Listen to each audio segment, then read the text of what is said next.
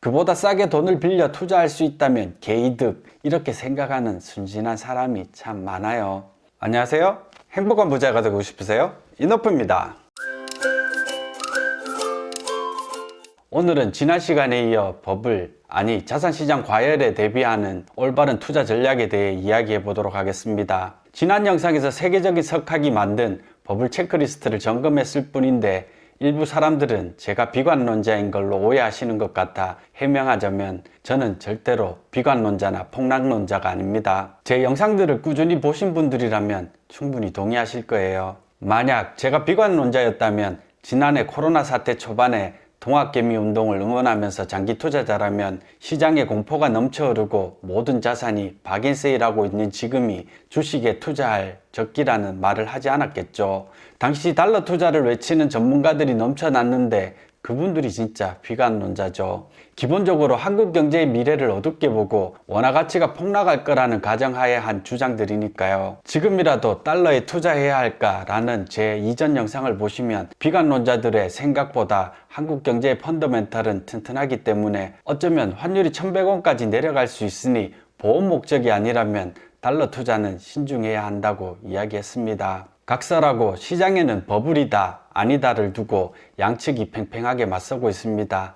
웃기죠? 사실 버블은 예측 가능한 무언가가 아닙니다. 터지고 나야 이게 거품이었구나 이름 붙일 수 있는 거예요. 터지지 않으면 그저 시장 과열일 뿐이고 그 과열은 터진다고 하지 않고 식는다고 하겠죠. 그래도 편의상 시장의 비이성적인 과열과 버블을 뭉뚱그려 거품이라 가정하고 이야기해 보도록 하겠습니다. IMF는 거품을 현대 경제사의 반복적인 특성이라고 했습니다. 자본주의 시스템이 내재하고 있는 구조적인 문제라는 뜻이죠. 다행인 것은 모든 거품이 다 붕괴로 이어지지 않는다는 사실입니다. 연구에 따르면 대략 50% 정도의 거품만 붕괴로 끝을 맺습니다. 다만 거품이 광범위하고 크면 붕괴될 가능성도 커지고 붕괴의 강도가 증가한다는 걸 역사를 통해 확인할 수 있고요. 그만큼 과열된 시장에서는 늘 만반의 대비를 해야 한다는 뜻입니다. 이제부터가 중요한 이야기입니다. 각종 언론과 유튜브에서는 폭락론자와 비관론자들의 목소리가 점점 커지고 있죠.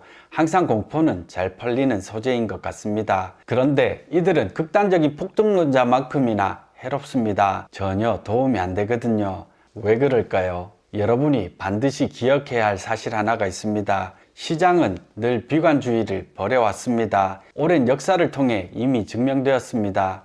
우리는 1987년의 블랙먼데이는 기억하지만 1980년대 미국 주식시장이 400% 가까이 상승했다는 건 기억하지 못합니다. 1997년 아시아 외환위기에 대해서는 모두가 기억하지만 1990년 전체로 보면 신흥국 주식시장이 2배 가까운 상승을 만들어냈다는 것을 아는 사람은 잘 없습니다. 멀리 갈 것도 없죠. 2000년대 초에는 닷컴 버블이 터졌고 전 세계를 경악해 했던 9.11 테러가 있었습니다.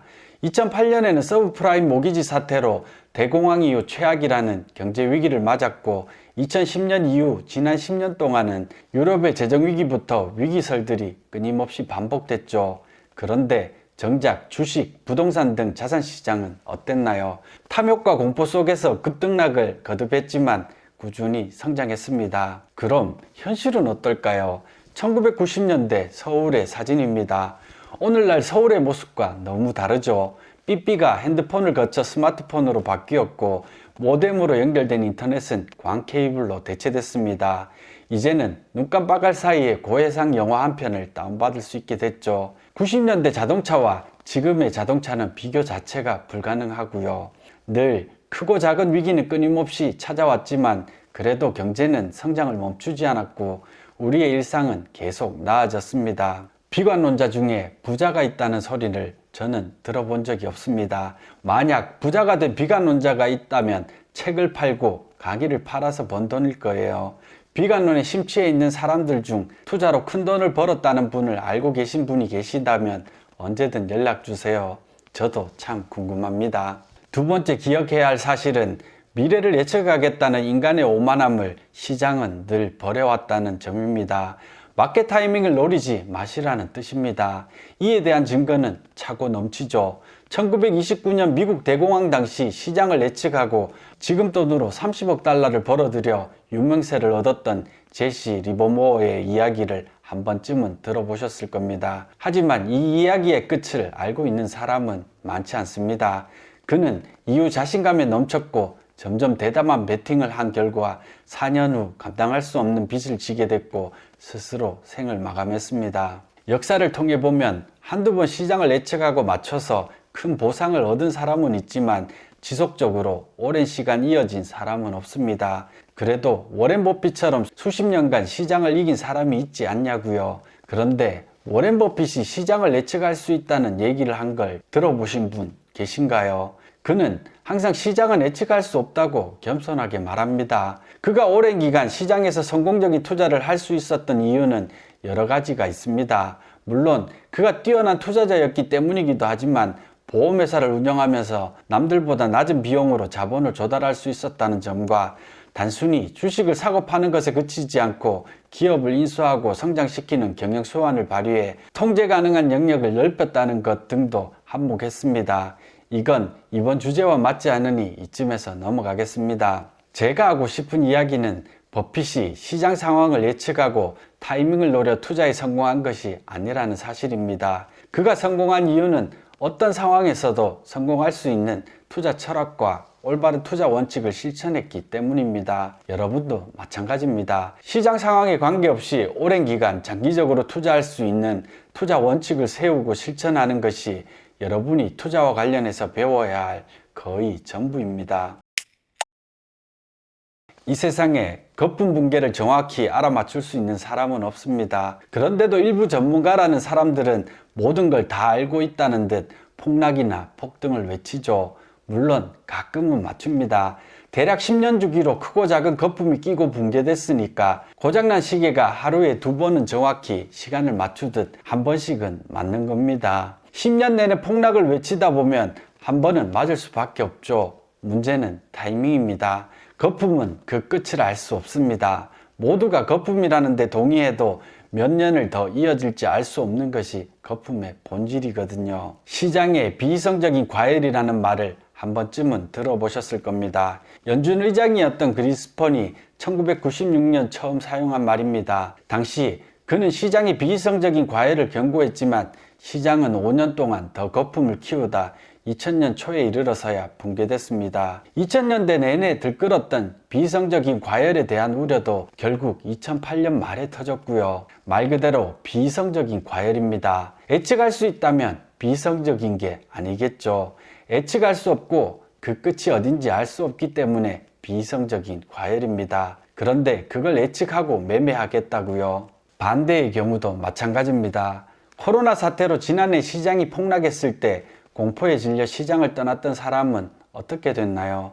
엄청난 상승장에서 소외되어 벼락거지가 된 기분에 잠 못 이루고 있을 겁니다. 예측할 수 없는 시장을 섣불리 판단하고 시장에 들고 나는 것은 참 바보 같은 일입니다. 세 번째는 시장에서 퇴출될 수 있는 위험을 절대로 감수하지 마라입니다. 최고의 수익률은 중요하지 않습니다.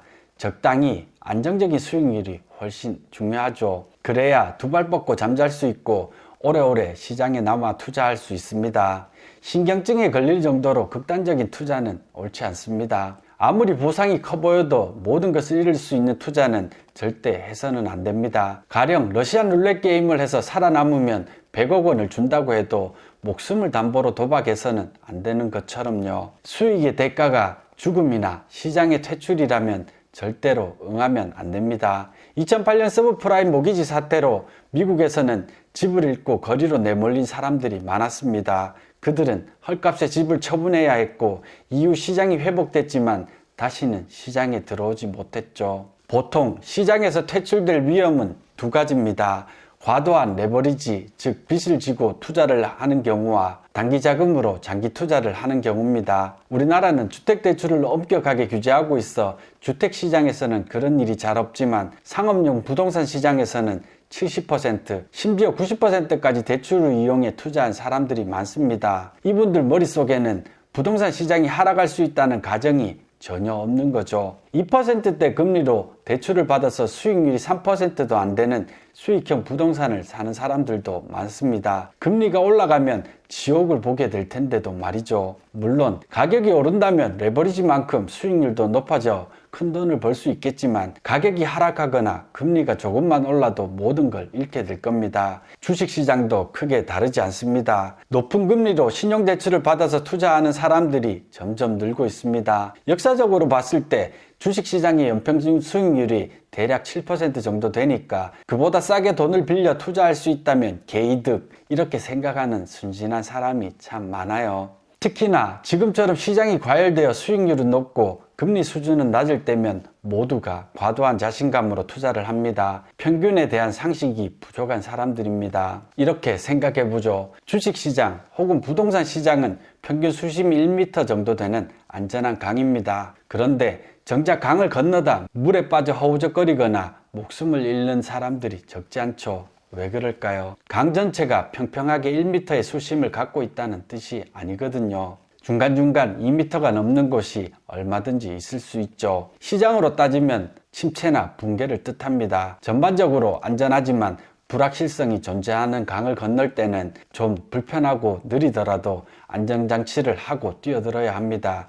그게 구명조끼고 투자에서는 안전자산 혹은 일정 수준의 현금입니다. 그런데 욕심에 눈이 멀면 빨리 뛰어들고 싶은 마음이 앞서고 구명조끼는 거추장스럽게 느껴집니다. 그래서 죽을지도 모르는 강에 불나방처럼 맨몸으로 뛰어드는 게 인간 심리죠. 곧 사용하게 될 은퇴자금, 3년 후 납입할 아파트 분양자금, 미래를 약속한 배우자가 있는 사람들의 결혼자금, 이런 돈으로 단기 투자를 하시는 분들 역시 매우 위험합니다. 아직 시간 여유가 있으니까 좀 불리겠다는 안일한 생각으로 투자를 시작하지만 대부분 그 끝이 좋지 않습니다. 투자는 저평가된 자산을 사서 제 가치를 찾을 때까지 기다리는 시간 싸움입니다. 아무리 저평가를 확신하고 행한 올바른 투자도 제 가치를 평가받게 될 정확한 시점을 맞출 수는 없습니다. 1년 후가 될지 10년 후가 될지 아무도 모른다는 뜻입니다. 예측하지 못한 사건이 일어나 바닥인 줄 알았던 가격이 지하실로 내려가기도 하죠. 가까운 미래에 써야 할 돈이라면 아무리 욕심나더라도 안전한 자산에 투자되어 있어야 합니다.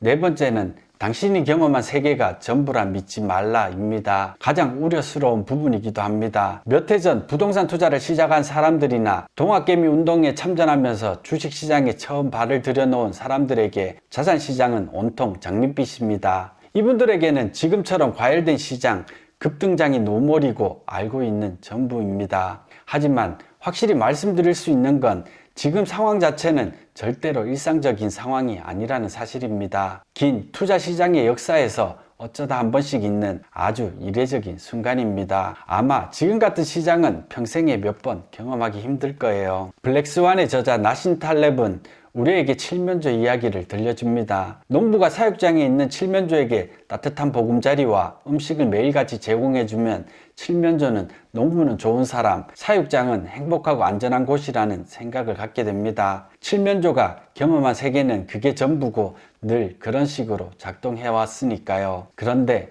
추수감사절이 다가오면 농부는 무자비한 칼로 칠면조의 목을 칩니다. 그리고 맛있게 요리해서 식탁에 올리죠. 투자 시장도 마찬가지입니다. 보통은 자비롭지만 한 번씩 칼날을 휘두르는 농부처럼 평소에는 관대하지만 한 번씩 무자비하게 모든 것을 앗아갑니다. 과거에 한 번도 일어나지 않은 일도 언제든 일어날 수 있는 게 세상 이치죠. 하지만 경험하지 못했기 때문에 그에 대한 대비를 못하는 게 인간입니다. 농부는 시장이고 칠면조는 투자자입니다. 만약 농부가 무자비한 칼을 휘두르지 않았다면 지금 온 세상이 살찐 칠면조들로 넘쳐날 겁니다. 모든 투자자들이 다 부자가 돼 있다는 뜻인데 그런 일은 절대 일어나지 않죠. 초보 투자자들이 지금처럼 평범하지 않은 시장이 전부인 양 인식하게 될까 참 두렵습니다. 앞으로 겪게 될 일반적인 시장 상황, 즉 오르락내리락 하면서 아주 천천히 우상향하는 정상적인 상황이 오면 결코 만족하지 못하게 될 테니까요. 항상 드리는 말씀이지만 투자는 돈을 벌겠다는 생각보다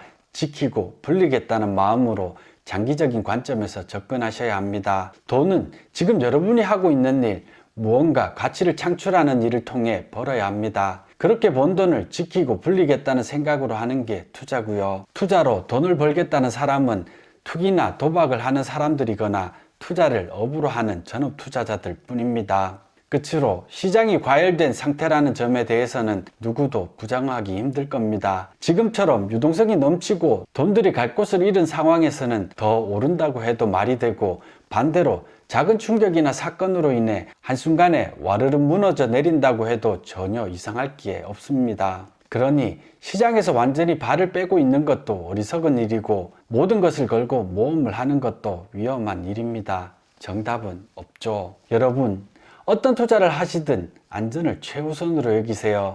어떤 상황에서도 재산의 대부분을 잃게 될지도 모를 위험을 떠안아서는 안 됩니다. 여유자금, 아주 오랜 시간 투자할 수 있는 돈으로만 꼭 투자하셔야 합니다. 지금 영끌에서 무언가 투자를 시작한다는 건 구명조끼도 없이 물속으로 뛰어드는 것과 다르지 않습니다. 거품은 단순히 많이 부풀어 오른다고 터지는 게 아닙니다.